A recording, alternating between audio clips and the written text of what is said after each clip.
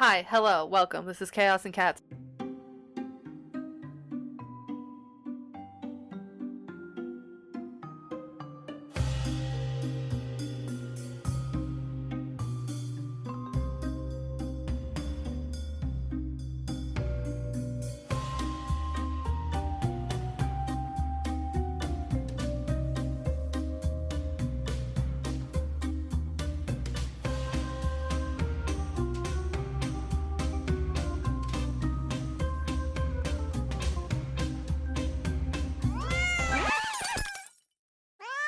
My name is Kaylie. And I'm Laura. We're getting it out of the way. Laura's telling us about exciting stuff. Laura, what's happening tomorrow? Mark and I are gonna go pick up our new doggy. Yay! Yay! Her I'm name so is excited. Chloe. She's 2 years old and she's a pitty. Freaking excited. I'm so freaking excited for you guys because obviously this is a big step after losing Nala and stuff, and like I do have some worries, but I think that's gonna come with any animal. It's gonna come with any animal, and especially because you did just not that long ago lose. Probably a year. I'm gonna say it's been a year now, right? I think so. And Mark was like, because I was like, are we making a really fast decision? Because it's we saw her and we immediately filled out the application. You fell in love and you wanted to go for it. Yeah. Right. And he was like, no, because you've been saying you don't want a dog for probably over a year now, even though he's been sending me dogs and wanting dogs, and I'm just he has been. You just haven't been ready, and that's totally fair. And so I'm telling you, Jeremy's dog, when I went with Mark, my god, she came over to me and I sat on the ground and she sat on my lap and just let me pet on her and love her, and she was having the time of her life. Such a good girl. Love her, and I'm like, oh, it made me miss having a dog. Jeremy's dog is Laura's tattoo artist's dog. Yeah. Because I think we talked about this in the last episode, but that I would come when we were building your tattoo. Yes, on the episode. Oh, hey, by the way, Laura started the tattoo, and I did go with her. I did go with her to the tattoo appointment. And it went wonderful, actually. It went wonderfully, and the guy was super awesome, and he had this beautiful pitty. She was so sweet. Oh my goodness, so sweet. We absolutely loved her when we were there, and well, apparently this is what caused Laura to finally snap and crack and be like, I'm getting a dog. After I met her 6 times after Nala passed, and I was like, this is it. Yeah. No other dog I met, every other dog I was like, oh, whoa, good puppy. But she was just like, I love you. She's such a sweet dog. Oh my god, she was so sweet. Oh, I couldn't get enough of her. Oh, she has just such a cute face. So, I'll send you pictures when we get a dog tomorrow.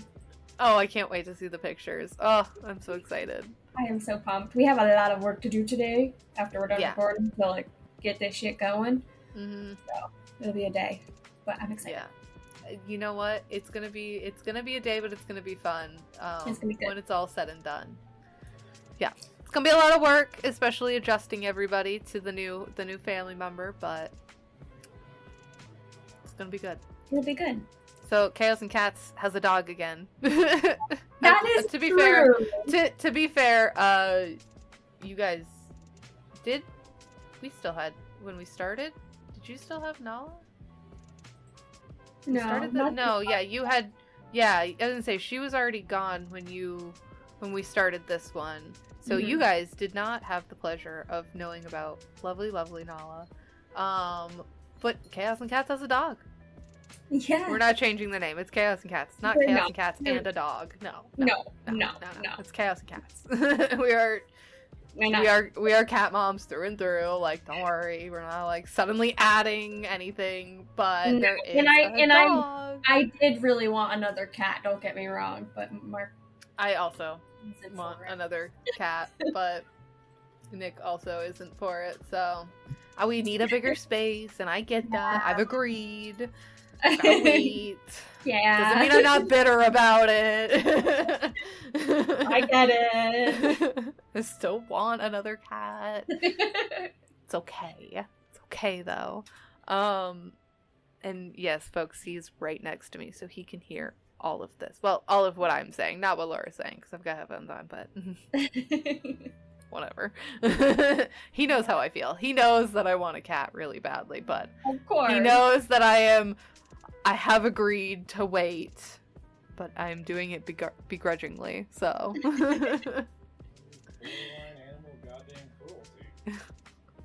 We're very big on making sure our cats have a lot of space. And also, we can't build vertical space yet for them. So when we can build more vertical space for them, I feel like it'll be a bit more okay to have more cats, but we can't really build a lot of vertical space for them.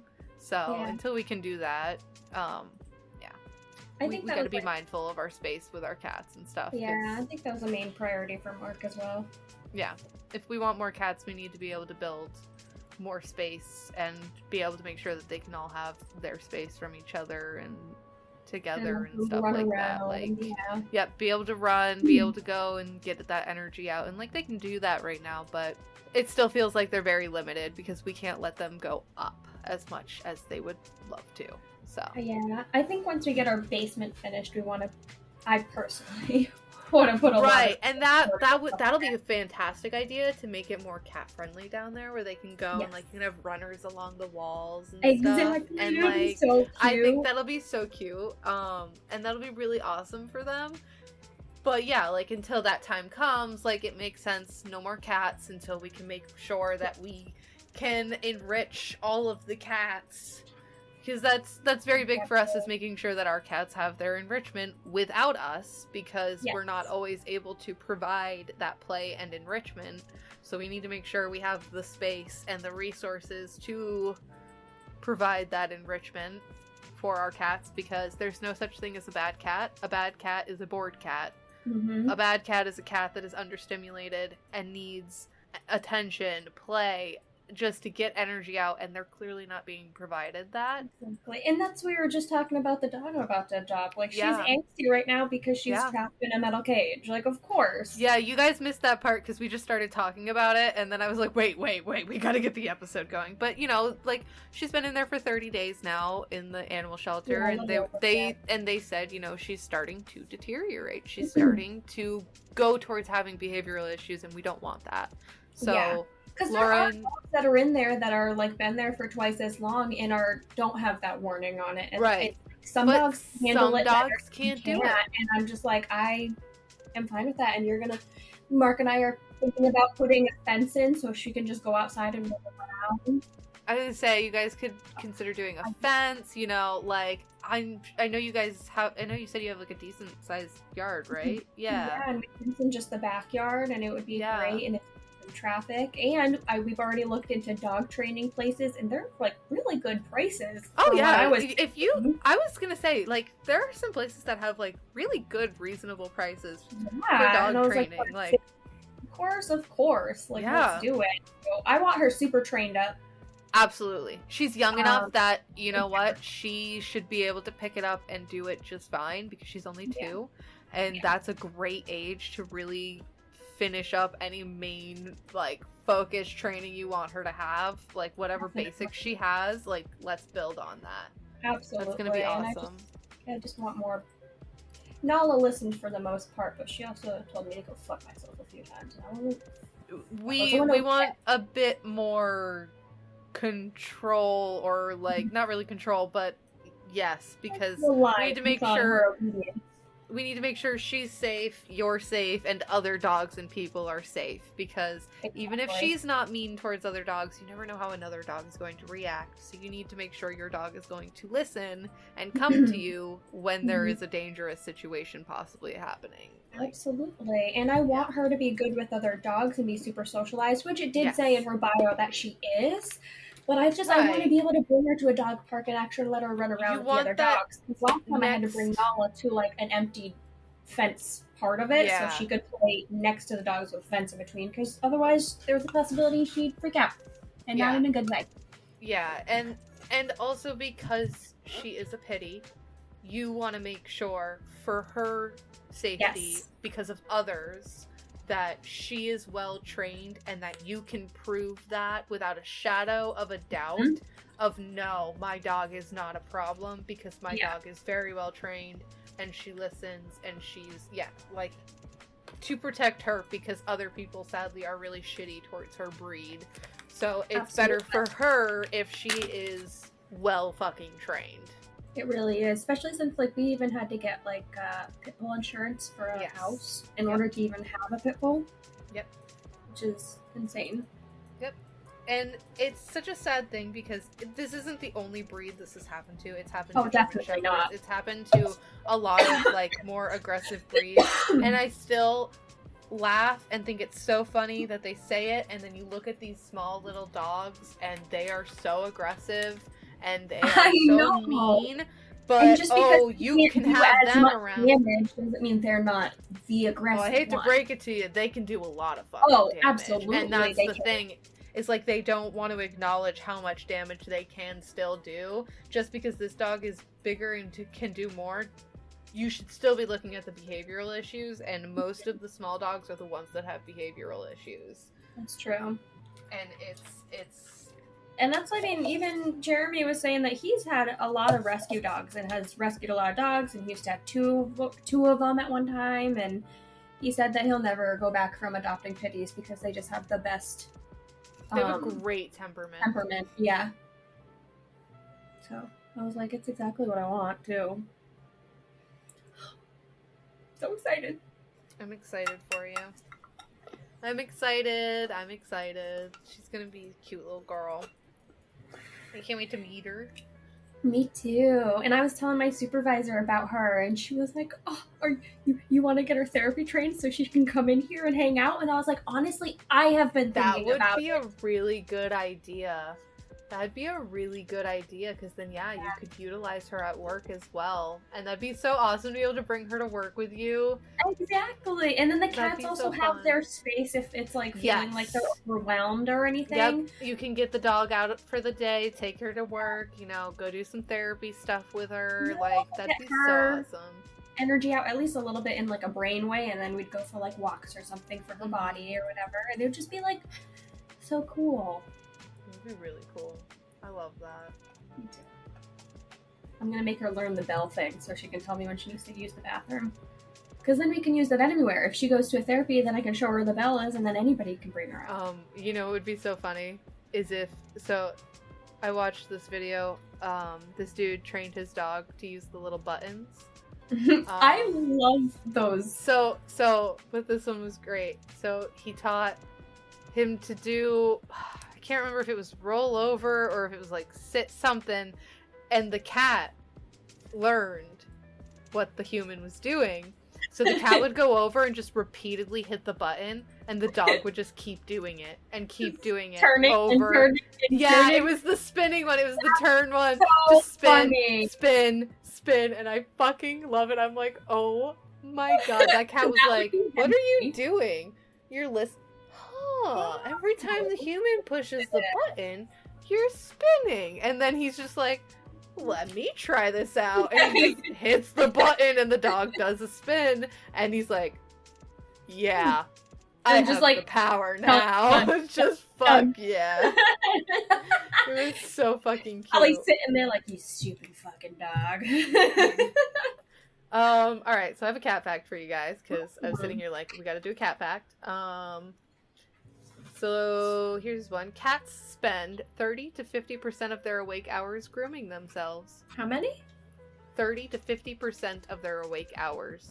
Wow. That's a big job that they have. I know. It's a big job. Grooming yourself all day long, basically. I love that this is considered a cat fact. Abraham Lincoln loved cats. I would consider that an Abraham Lincoln fact, but... Yeah, it's not the cats that are the facts, it's Abraham. Oh, Abraham. Abe, what is up? Okay, I'm gonna share this one too. Hold on. A cat lover is called an ailurophile. It's ailurophile.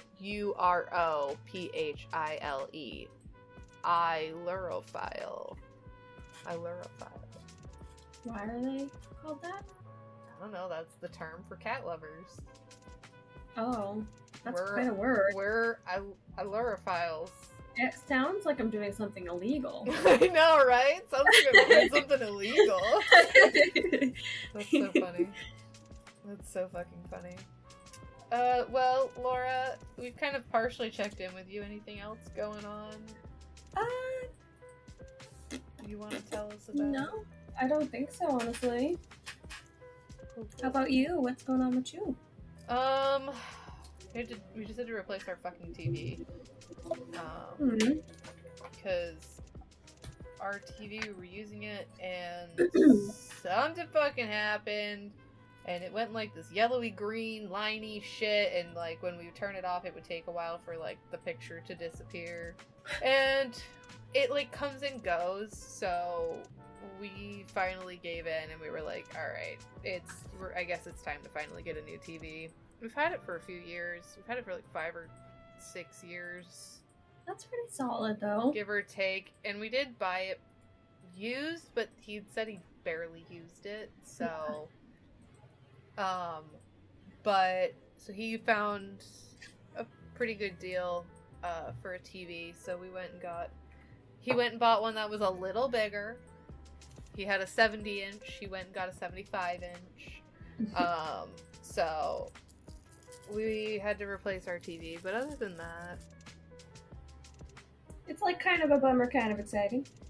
Yeah, because like I gotta get new tires and other stuff. Well, we ended up having to buy a new hutch, a new entertainment center for it as well, because it's just like an inch to 2 inches, like an inch on each side, too short, like not wide enough for the TV feet to stand on it. So they hang right over the side of our entertainment center that we currently have.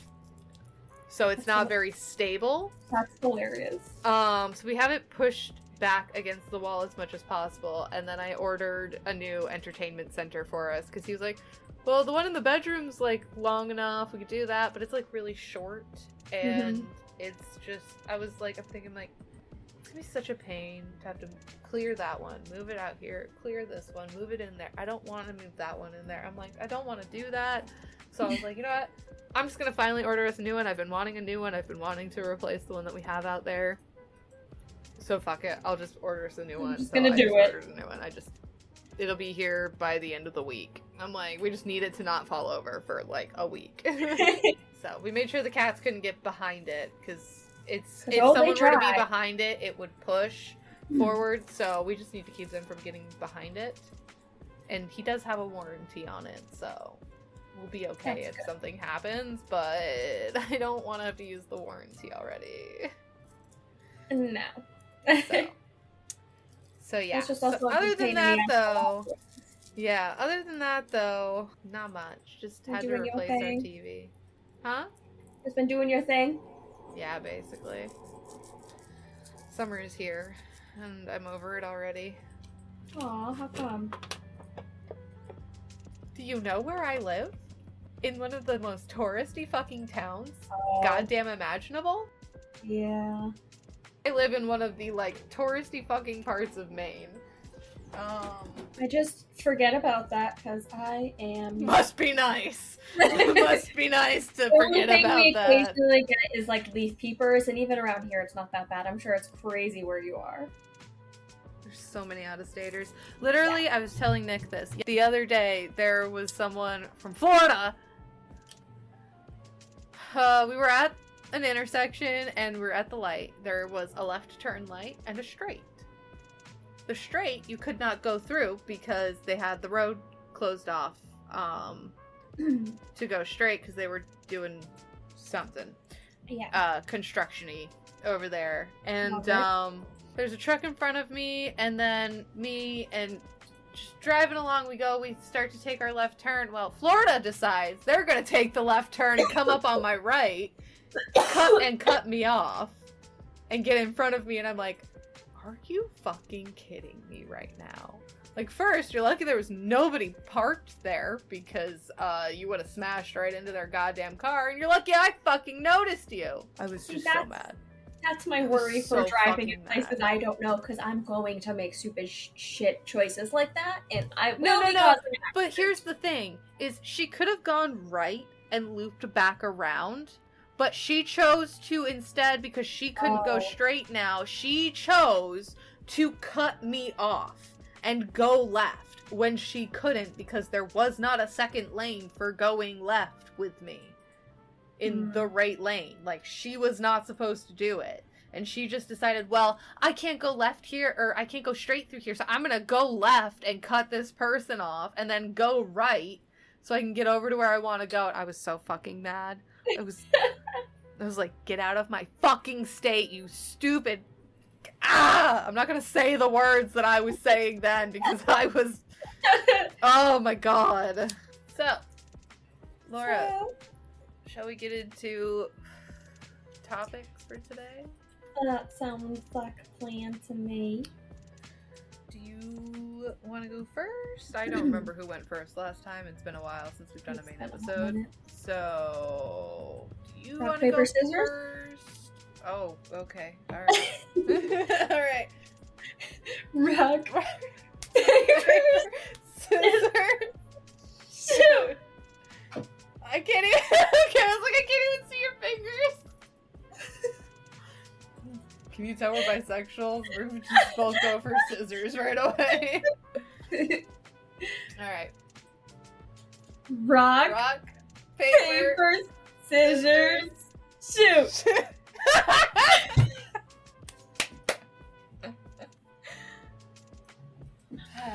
We're doing great. We're doing great.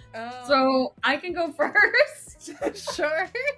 I love it. We're both, for context, because you guys can't see us, we did scissors, and then we both did paper right after. So it doesn't seem like we have... I don't think that's working. One of us the universe doesn't give a shit, okay, is what it's telling us.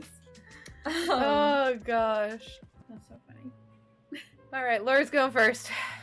I am. I'm bringing up my thingy. Thingy. Okay, so I don't know if you've ever heard of it, or if you've ever heard of the show and or watched it, but Mark and I have been watching The Secret of Skinwalker Ranch. Okay. I've heard of it, and I know what skinwalkers are, so... Right. The show is pretty good. I'd say it's a little slow, but it's because they have to do a lot of experiments, but it is pretty cool. The people on it are also quite interesting, so that's fun. Okay. And they make little... I was reading this and they were kind of shitting on something and it was making me laugh. So that'll be fun. So this is about Skinwalker Ranch. It is located in Utah, and this paranormal hotspot boasts claims of flying saucers, mysterious lights, unknown illnesses, shape-shifting monsters, and just about everything else you can think of. It's so well known, in fact, that there have been several books written about the property, and it's even the subject of a History Channel show. But just how did this patch of land in eastern Utah gain worldwide notoriety, and how many of its strange stories are worth believing? It goes on to just talk about a little bit of the history. So the earliest known inhabitants of this land played a big part of its ominous name. I hate that word because I fuck it up every time. The property lies on land traditionally inhabited by the Ute tribe, but the term Skinwalker comes from Navajo legend and translate to, by means of it, it goes on all fours. But in the Navajo culture, Skinwalkers are evil witches with the ability to shapeshift into any animal or human.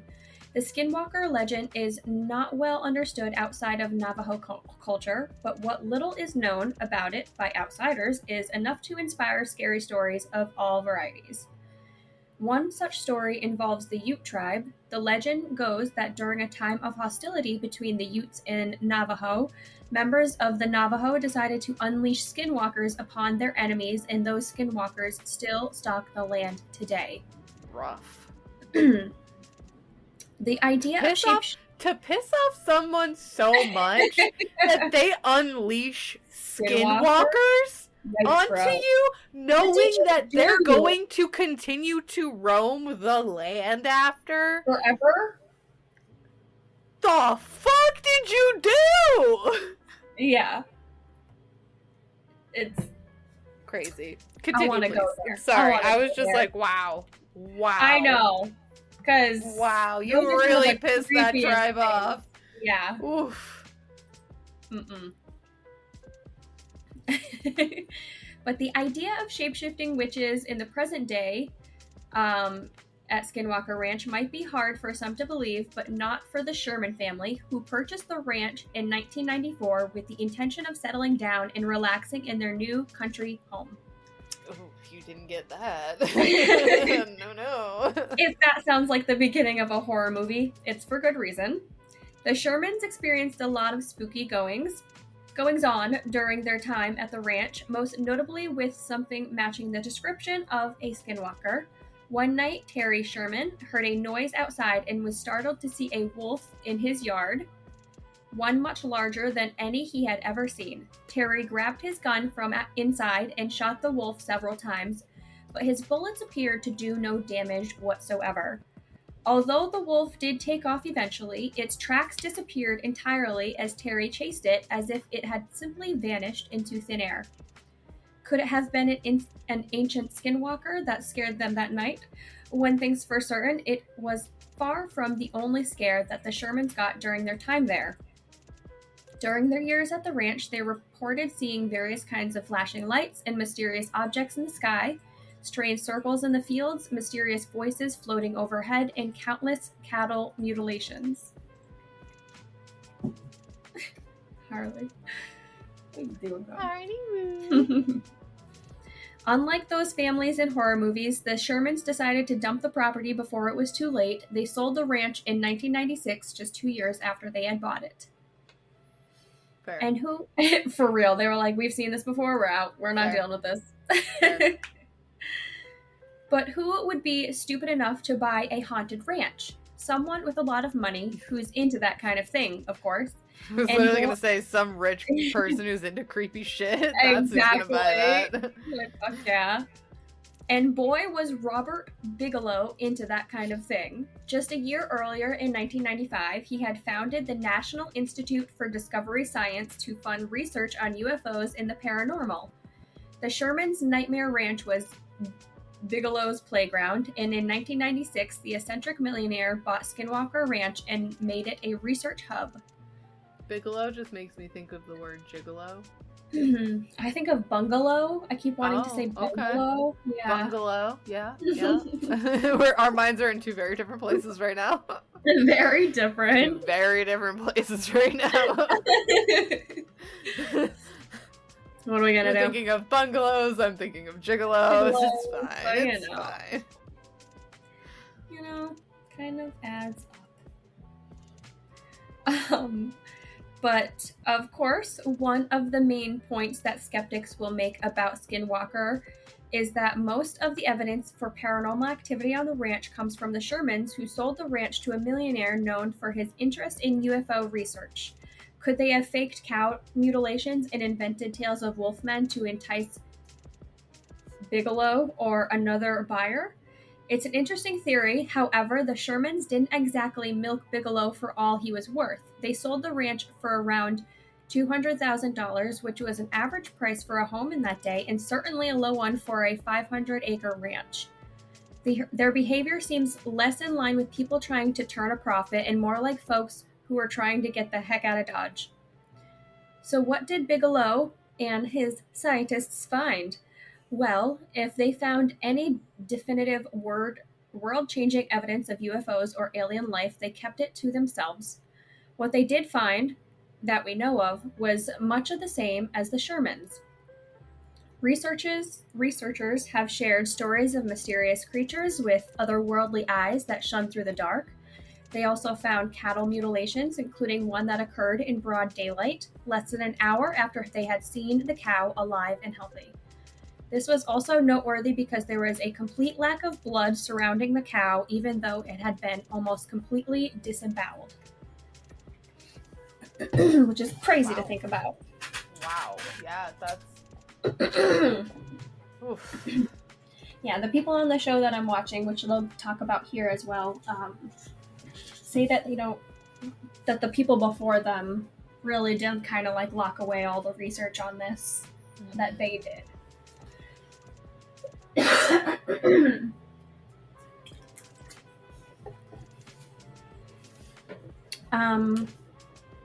These stories definitely add to the mystery of Skinwalker Ranch, but with years of research and millions in funding, you might expect something more.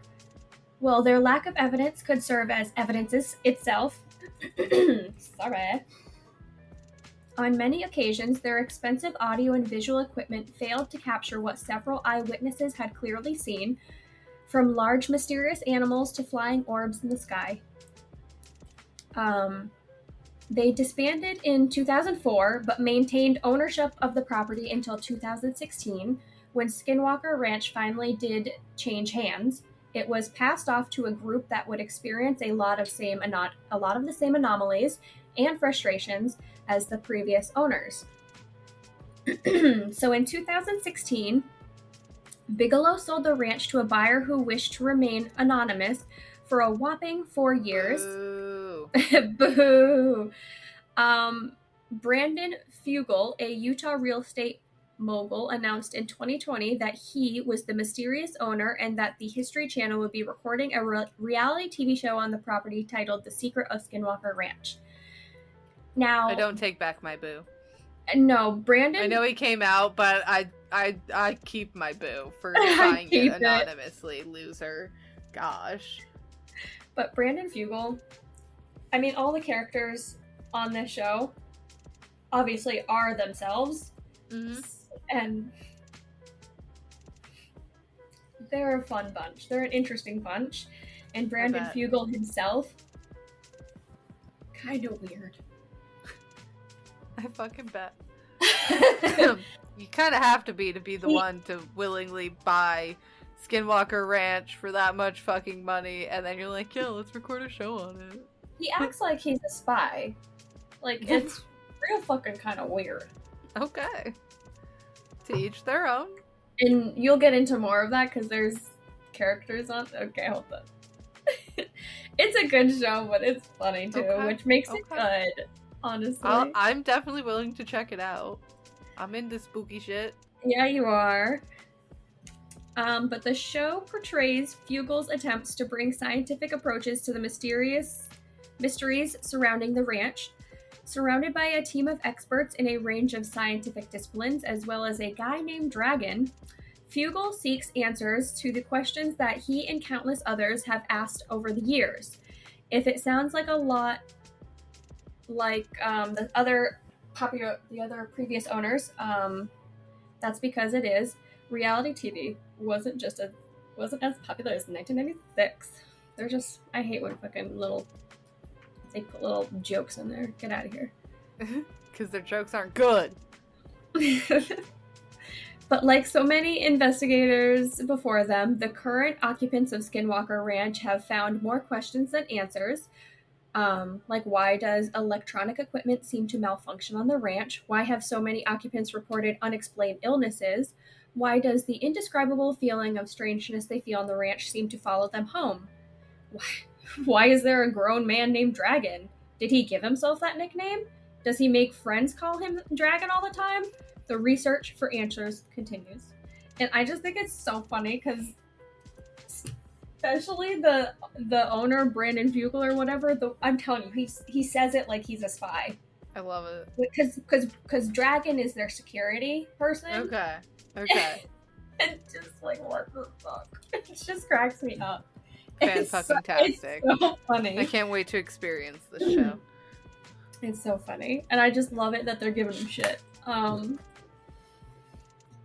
don't think I read the rest of it, because after that I was like, I'm in. I was like, that's hilarious. Seems to be a common occurrence with you, Laura. Yeah, so good luck. The inhabitants of Skinwalker Ranch may have reported slightly different stories over the years, but they have a few things in common that are hard to shake. Most notable is the strong conviction that what they are seeing is the real deal, and it's a conviction shared by many in the area. Since the 1950s, there have been hundreds of reports of UFOs and unexplained paranormal. Oh, my brain. Unexplained. Oh, my brain. Unexplained phenomena at Skinwalker Ranch and the surrounding areas. Neighbors of the ranch report seeing various types of bright lights in the sky, often appearing as shapes that look like a doorway or a portal. Others report giant flying objects. Cattle mutilations are common too. Some neighbors have reported seeing cows that appeared to have been struck by lightning with no sign of scorched earth to be found. One group shared a story of trying to spot UFOs one night, only to return to find that their car had been moved without a trace of tire tracks in the desert sand. Perhaps most horrifyingly, however, is the story of a group of History Channel production assistants who have to get coffee for Dragon every day. Stop it. Stop it. Oh my god. They're killing me. Stop. Those jokes are funny. The last one that I kind of skipped was like, there are plenty of theories as to what's going on over at Skinwalker Ranch, and you guessed it, some of them are pretty out there, but something's definitely going on, so what's the harm in venturing a guess? So they do have a couple theories here, and then I think that's about it. Okay. Sorry. I'm reading some of them. No, you're good. You're good. Theory number 1. People are lying to get money. Subscribers to this theory were likely the same people who raised their hand at the end of class and reminded the teacher that they had homework due. It's not a fun theory at all, and it shouldn't even be considered. Theory number 2. Extraterrestrial visitors. Unsurprisingly, this is one of the most popular theories about the anomalies at Skinwalker Ranch. It would certainly explain a lot of things, like the bright lights, flying objects, strange voices, electrical disturbances, and cattle mutilation with scientific precision. Yeah, there's some of them that they just like, it's like they did surgery on them. It's so weird. It is. It's so weird. It's like there was like literally like strategic, intricate, like only a professional like surgeon or and they just like took out all their organs or something and left. It's like so weird. It's like so wild. Weird. It's so weird. It doesn't make any sense. No. But why would our flying friends be so secretive? Maybe they're filming a docuseries of their own. Theory number 3, interdimensional visitors. It's just like theory number 2, but with sort of a Marvel Cinematic Universe twist. Rather than believing that UFOs arrived from another planet, subscribers to this theory believe that they arrived from a parallel dimension or universe. Sounds crazy, but this would certainly explain why the lights in the sky sometimes appear to look like portals, and any kind of interdimensional gateway would be bound to cause some anomalies nearby. Theory number 4, which I think is the last one on there. Geophysical processes causes the brain to hallucinate. Hold on to your brain protecting tinfoil hats for this one, because it's a doozy. Developed by neuroscientist Michael Persinger, this theory shows that geophysical forces like tectonic shifts. I didn't read this part. This is the poor choices of mine. Geomagnetic fields and others may have affect the part of the brain involved with creating hallucinations. Under this reasoning, everything people experience at Skinwalker Ranch is a result of increased geomagnetic activity in the area. So those shapeshifters, UFOs, and portals are all just a result of witnesses' brains going haywire on account of the impenetrable change to the local environment. That's not the right word, but we're going to go with it, actually. It's all pretty out there, but this theory has the biggest words in it, so that makes it most likely. This person is starting to kill me. Because it did have the biggest words in it, and it was unfortunate. Yep. So can you visit Skinwalker Ranch? Since the ranch is on private property, you can't visit without being invited by the owners. We don't recommend trying to sneak in either because their head security is pretty tough. We won't say who it is, but their name rhymes with dragon. If you're if you're interested in a UFO sighting of your own, there's a campground just outside the ranch that advertises UFO-themed ATV tours that are the closest you can legally get. So you can kind of go there, but also kind of not. Interesting. But some of the things that they've experienced, at least on the show that they have shown, is that when they go out to experience some of the things, there's this guy that, like, was getting crazy head pain, so he ended up going to the hospital, and it's like, I forget how they expressed it, but like, it's like his brain started to, like, come out of his head. Weird. And they couldn't figure out why, and they said that the only thing that could possibly make that happen is if you took, like, just a beam of radiation to your skull. Dude, that's insane. And it started to happen a second time while they were out there, but he, like, noticed the feeling way quicker and, like, realized he gotta get the fuck out of there, and he ended up going to the hospital to just have him check it out, you know, and it was one of those things where I think it was, like, probably gonna build up to that. And I just think that's crazy. That's insane. They have this thing where they don't want to dig on the land because every time they dig on the land, something fucking crazy happens to them. Like on whoever digs on the land. Yeah. And so they're finding all these things that are underground, so they want to dig but are worried about the issues, you know, and so it's cool. They have, like, alpacas there as unfortunate bait. Oh. Yeah. Like, yeah, with bait. Yeah. Because they do have a bunch of cows there, but they're trying to see if, like, a different animal causes, like, a different reaction or something, and and then they do have people living at, like, the Sherman's house or whatever, and they say, like, they experience crazy things, and they're in charge of the animals, so they've had to run out there while the alpacas have been getting attacked by something. Oh. Yeah. So it's been crazy. It's been really cool. Sorry, I don't want to run towards the scary thing. I want to run away from the scary thing. Especially if it's, like, demonic shit like a skinwalker. Yeah. Fuck that shit. No fucking thank you. Mm-mm. Oh my goodness. Well, that was enlightening. Thank you for telling us about Skinwalker Ranch. I will have to check the show out. Absolutely. For sure. Wow. Sounds like it's going to be quite an experience. Yes, it's fun. I think we're still even on season 1, so we're not even that far into it, I don't think. Yeah. How many seasons are there? I want to say there's some now. Wow. I'm kind of shocked. They have 5 seasons, but then they go on to... They have 5 seasons? They have 5 seasons, and then they go on to do something else that has to do with Skinwalker Ranch, but I can't quite find it. Beyond Skinwalker Ranch. Beyond Skinwalker Ranch. Yes, so I don't know what that one's like or how many seasons that has, but, like, apparently it was a hit whenever it came out.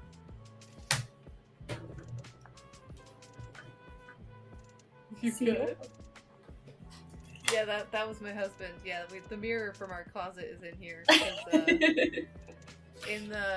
Because we had friends come and stay up for a night, for a couple nights. Amber and her husband came up, and we went to, like, the botanical gardens and stuff like that. We took him to see the ocean, and I moved it in here because it kind of makes it hard for the cats to get into the room when we close the door a bit. Okay. Because anyone that stays here, I tell them you have to keep the door cracked because that's where the cat litter box is. So yeah. But so I move it out of there whenever I have someone in there because it just makes it easier for people to get to the outlets because the outlets are, like, right behind the mirror, and then B, the cats can get in a little bit easier. Okay. To get into the litter box because it kind of blocks the way, so they have to, like, go behind the mirror, and I keep some stuff behind the mirror, so the cats kind of have to, like, go through, like, a maze. So I make it a little bit easier for them so they can get in and out to go to the bathroom. So that makes sense, though. But yeah, so and you can, like, kind of see him in the mirror. Only literally that one time. This is his seat right here. Okay. Behind the cat tree, where this little plaid jacket is. Mm-hmm. That's his seat right there. So and you can see his computer his screen. little gaming, right yeah. There. Yeah. Well, now I can spy on everybody in the room. All right. Well, that was a fun topic. Yeah. Thanks for listening. Yeah. So I kind of got inspired by you from last main episode when you did Atlantis. So I wanted to talk about the lost city of Pompeii.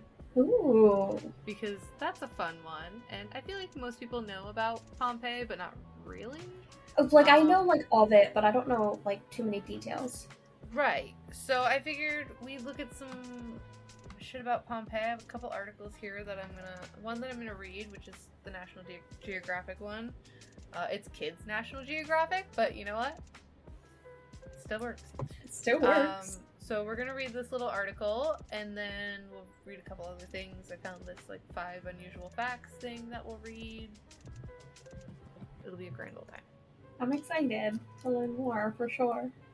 So, the lost city of Pompeii.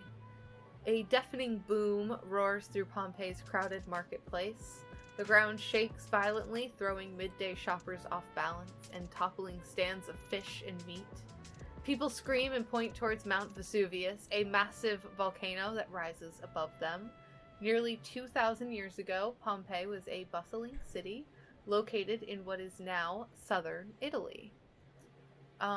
But in the summer of AD 79, the nearby Mount Vesuvius volcano erupted. It spewed smoke and toxic gas 20 miles into the air, which soon spread to the town. Almost overnight, Pompeii and many of its 10,000 residents vanished under a blanket of ash. Pompeii... Yeah, I'm still here. What do you mean, am I still around? Squadcast just had a thing pop up, be like, are you still here? Yeah, I'm still fucking here. What do you mean? God, okay. Anyway, sorry. Gosh. Pompeii was basically lost and forgotten until it was rediscovered in 1748 thanks to excavations, which are still going on today. Scientists have been able to figure out almost exactly what happened on that terrible day. This next section is titled, The Sky is Falling. After the volcano first erupted, shortly after noon, the thick ash turned everything black. People couldn't even see the sun. Some residents escaped the city, while others took shelter in their homes, but the ash kept falling. Piles grew as deep as 9 feet in some places, blocking doorways and caving in roofs. Around midnight, the first of 4 searing hot clouds of ash, rock, and toxic gas, also called surges, rushed down the volcano, traveling toward Pompeii at about 180 miles an hour. The surge scorched everything in its path. Around 7 a.m., nearly 19 hours after the initial eruption, the city was completely covered in a deadly mix of ash and rock. Like 180 miles an hour. Like, that's insane. You can't get away from that. Do anything. Lost and found. Visiting the ruins of Pompeii is like going back in time. The layers of ash actually helped preserve buildings, artwork, and even forms of the bodies as they decomposed and left holes in the ash. All that allowed experts to fill in the details that might not have survived at many other Roman sites. Based on what they uncovered, scientists believed that Pompeii was a prosperous town, popular with wealthy vacationing Romans. Well-paved streets had high sidewalks and stepping stones to keep pedestrians out of the mud. And to relax, people soaked in public baths, watched gladiators or chariot races at an amphitheater, and enjoyed plays in 2 theaters. Pompeii may be an ancient history, but scientists are pretty sure Mount Vesuvius is overdue for another major explosion. And luckily, though, the people living near the volcano today will likely receive warnings before it blows. And they do have a little picture here that I'm going to screen share with you, Laura, but we can try to get a picture of this. It's a picture of what they believe the city of Pompeii looked like.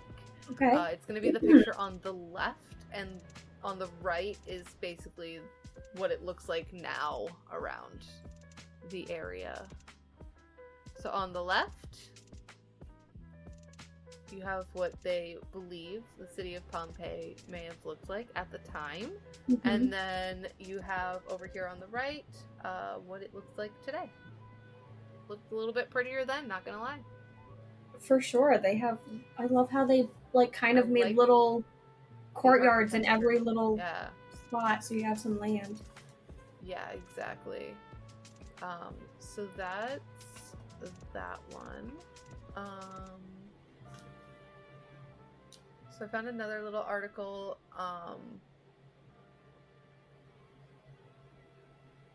Let's see. So 9 feet of ash. That's insane. 9 feet of ash. Like, it blocked doors, windows, like all. So you couldn't even try to escape even if you wanted to.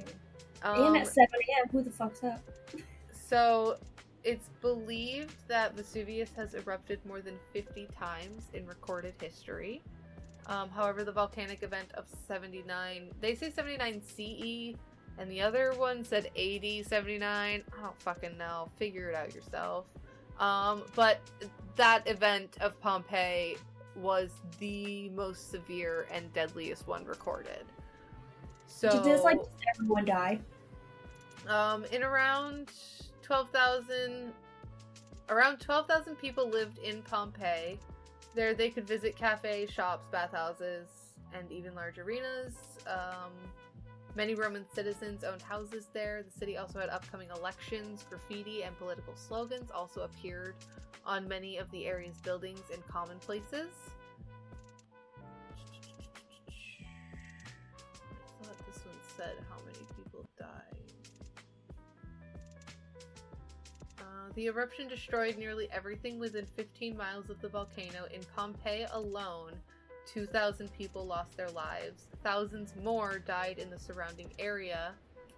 When it ended, Pompeii was buried beneath millions of tons of ash and rock, and for over 1,000 years, that's where it stayed. The excavation of Pompeii began in 1748.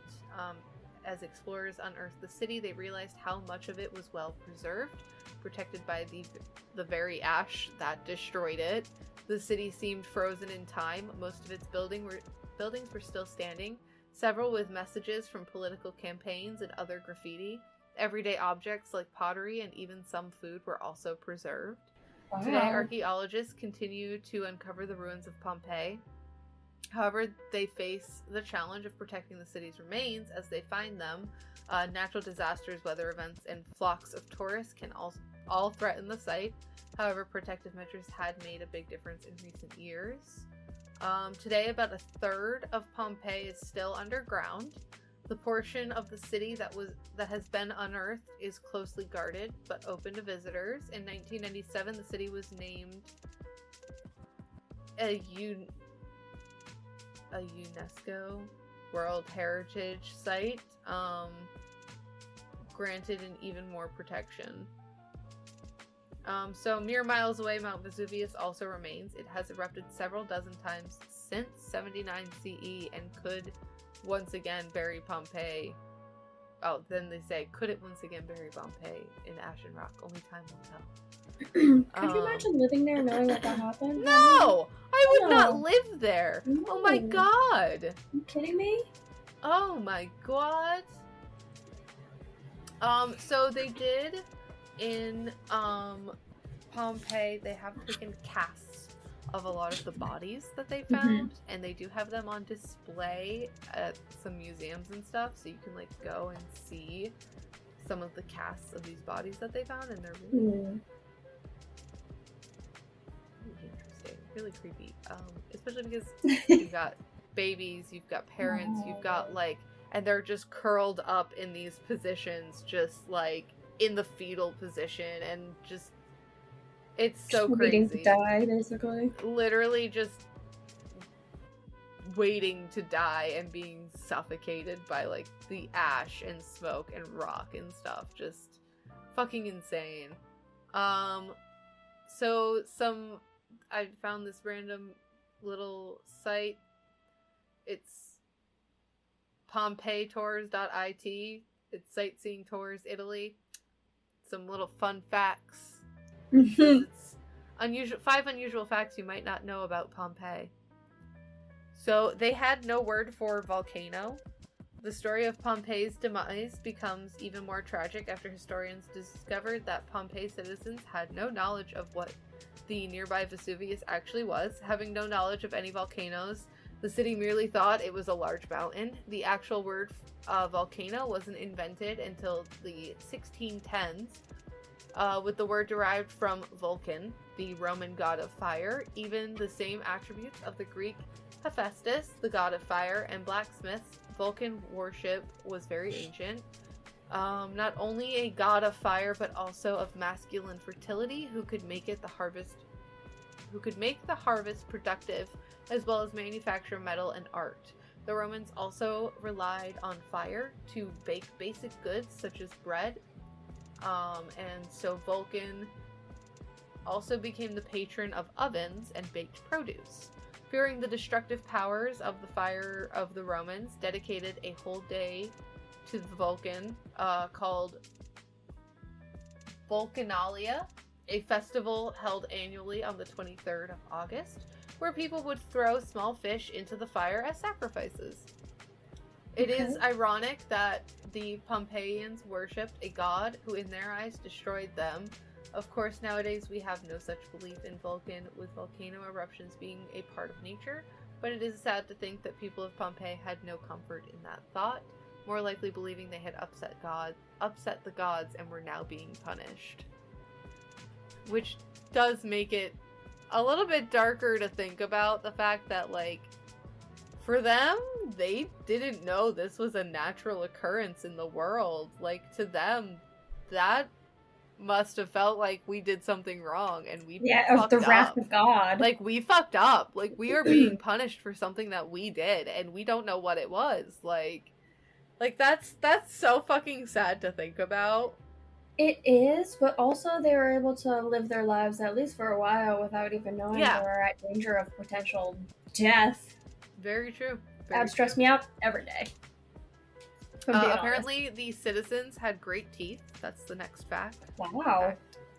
I'm not going to read this whole blurb, but basically, they excavated them and did a bunch of scans on their bodies and shit, a bunch of science stuff, and were able to see that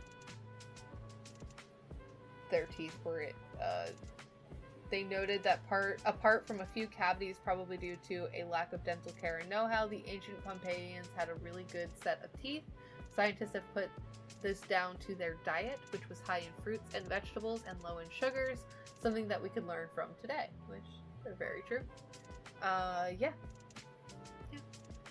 And another reason for their uncommonly healthy teeth and diet is the high levels of fluorine that was present in the air and in the water influenced by Mount Vesuvius. That makes sense too. Yep. Brothels were everywhere. Oh, well, seems like the time, right? Honestly, the more I've learned about a lot of histories, especially in a lot of countries that have been around for a long time, a lot of these countries used to be very sex-forward, sex-positive places. And, like, nowadays they're very conservative and the exact opposite, and, like, sex is so taboo. But when you look in their history, sex was so prevalent and such a part of their history. And of their culture, you know? To see how these shifts happened and just how it went from being such a norm and such an okay and open thing to such a taboo, like, people get killed over things in relation to sex and stuff, and it's insane to me. It is insane. Or get mutilated in relation to things around sex. So, yeah, it's really interesting to see how things have changed. But yeah, throughout the excavation, archaeologists have discovered 25 brothels scattered all over the city. There are numerous preserved erotic frescoes within the brothels, which display the services in an illustrative menu. The largest and most preserved brothel found is the Lupinaire. The name comes from Lupa, she-wolf, which was slang meaning prostitute. Saying this, it's important to mention that this is not a universal view. There has been much debate around whether the Romans were as obsessed with sex as we so readily believe. With the amount of phallus sculptures, drawings, and inscriptions scattered around the city, it is not foolish to think that the Romans weren't shy about having a good time, but another theory that's been put forward is that the many drawings and frescoes were made more of a joke, and that the Romans were not any more interested in sex than we are today, with the phalluses representing male power more than anything else. We can definitely be supported by the unequal society of ancient Rome. I also think a part of it is there wasn't as much censorship around genitals, and they weren't such a taboo thing to see and talk about and have, because we didn't have a lot of clothing back then. Underwear wasn't really a thing, especially this far back in time. Things were a bit more, I feel like, free-flowing and open. For sure. To be seen. And I feel like, especially when you're doing a sculpture, and you're doing a sculpture of a naked human body or a painting, genitals are a part of it. And for them, that's a thing that isn't anything. Like, that's just an arm or a leg. Exactly. And I think that's why they were just so okay with putting it in all their artwork. I don't think it was necessarily because they love sex so much, but it's just that's a normal, natural part of the body. And I mean, of course we're gonna put it in the artwork if it's there, and that's what we're painting and creating. And the fact is that even in like European countries now, they are way more open about like being naked within your family.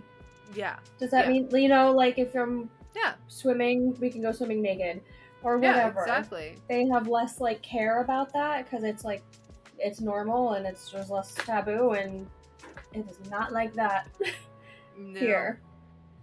No. And also there's research that says that the places where it is less taboo are the places where there are like less sexualized issues. You know, like rape and harassment and all that stuff. It's normalized and you're taught about it, and you're taught how to be responsible as a human being, and that we all have these parts, but you don't get to just do whatever you want and touch and do this and that, and like it's normalized. It's not taboo. It's not forbidden for you to know about it. So when you do start to learn about it, like you get punished or this or that, like for sure. For sure. For sure.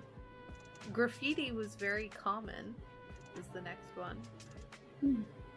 Graffiti might be thought of as a modern-day phenomenon, but historians have found hundreds of historic graffiti scattered within this ancient city, with tangible testimonies of the citizens' everyday life, spanning from poetry to crude messages. These many different graffiti works depict how humans are actually quite similar throughout time, with messages and insults that could easily fit into our modern-day graffiti. Not only this, but graffiti offers essential insights into the people, time, and culture of ancient Pompeii.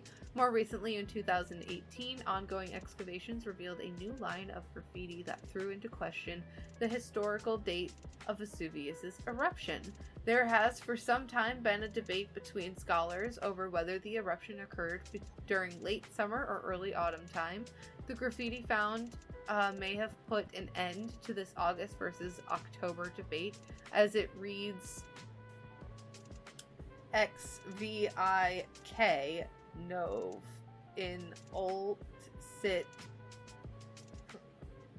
I'm not reading that. Which translates to, on October 17th, he overindulged in food.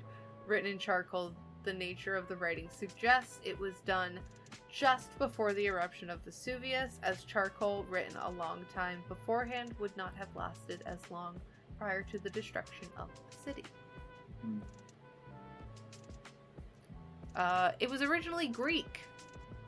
Pompeii is famous for its Roman city past, but it was actually in fact a Greek city before it became Roman. This can be seen by some of the oldest structures unearthed, which appear to be designed by ancient Greek settlers who made the town part of the Hellenistic sphere in the 8th century BC, an independent Greek town. It fell under the influence of Rome in the 2nd century BC, with the Bay of Naples becoming an attraction for wealthy vacationers from Rome who wished the Campania coastline. From there, Pompeii came to be populated by Rome's most distinguished citizens, flourishing into a thriving town of elegant houses, elaborate villas, factories, shops, brothels, the lot. People gathered in the 20,000-seat amphitheater and lounged in the open-air squares and marketplaces with such fertile land, mountains, and beautiful coastlines. It is no wonder Pompeii became so popular. And those are the 5 little facts. Little facts that I got for you on Pompeii. And that's it. What does it mean to write the graffiti of this date and that he ate? Like, what does that... I don't think the he ate part has anything to do with anything. It's just the date shows them that it happened. Know. But they also said it's graffiti, so this is written somewhere, what, on a building? Yeah. Just randomly. Yeah, on a random building. Wonder what that meant for them. And the reason why they think it happened right before the explosion is because of the fact that charcoal is what they used for graffiti and it didn't last as long. So it would have had to have happened basically right before. But yeah. That's it. That's my topic. That's very cool. We could talk about Pompeii a little bit and, you know, talk about some of the little bit more details and stuff. Excuse me. Well, that's really cool because, like I said, I know of Pompeii, but I've never, looked into it more than that, and it's crazy to think about how much shit came down on them. Because that's insane. And that's like part that's of the like problem, 9 feet of snow. Well, and part of the problem is that it was toxic. Right. Because it would have been one thing if it was just ash and rock and whatever, but it was super fucking toxic because of the gases coming out. And that's what really screwed them over and did them in, I'm sure, is that, once those fumes were there, and it said it was everything was traveling at 180 miles an hour. Insane. You don't have much time to react. So unless you immediately fucking ran and got out of there the moment shit started happening, you were done for. And that was happening, it says at 7 a.m. So yeah. And a lot of people were in their homes, probably sleeping. And those that were awake, a lot decided to just hide in their homes, which of course... You wait it out. Why not? And you don't know what's happening anyways. So they're like, oh, I'm safe in my home. But they weren't. Oh, hell no. No. That's insane. Yeah. Yeah. Well, thank you for sharing. I loved it. Yeah. Makes me want to watch some... Because they make documentaries and movies and Pompeii and stuff that I've seen. So I've never really been interested just because it's it's one of those things where it's such a popular topic. I'm like, but it's actually really interesting. It is really cool, especially when you learn that the bodies were preserved.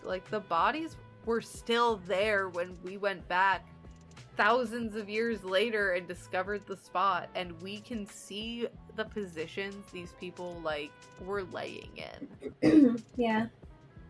When they basically were suffocated and smothered and died.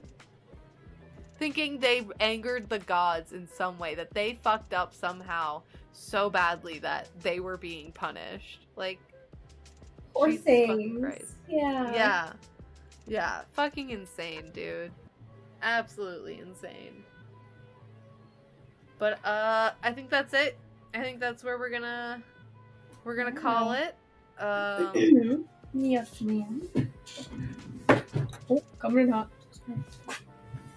What? I said coming in hot. I hit my desk with my chair. Sorry. Oh. Moved everything. But yeah, so that's it. If you guys have any questions, comments, concerns, topic ideas that you want to share with us, please feel free to hit us up at our email, which is chaosandcatspodcast@gmail.com. You can also hit us up on our Facebook, Instagram, or TikTok, which is Chaos and Cats Pod. And we also have a YouTube channel, which is at Chaos and Cats Podcast. You can hit us up there. And we have also linked our Instagrams, our personal ones, down below in the description as well, if you want to follow either of us, or both of us, or neither of us, whatever you want. It's your choice. You can do that now. And that's it. That's all. That's it. Thanks for hanging out with us. Yeah, thanks for hanging. We'll see you guys again soon in the next one. Bye. Bye.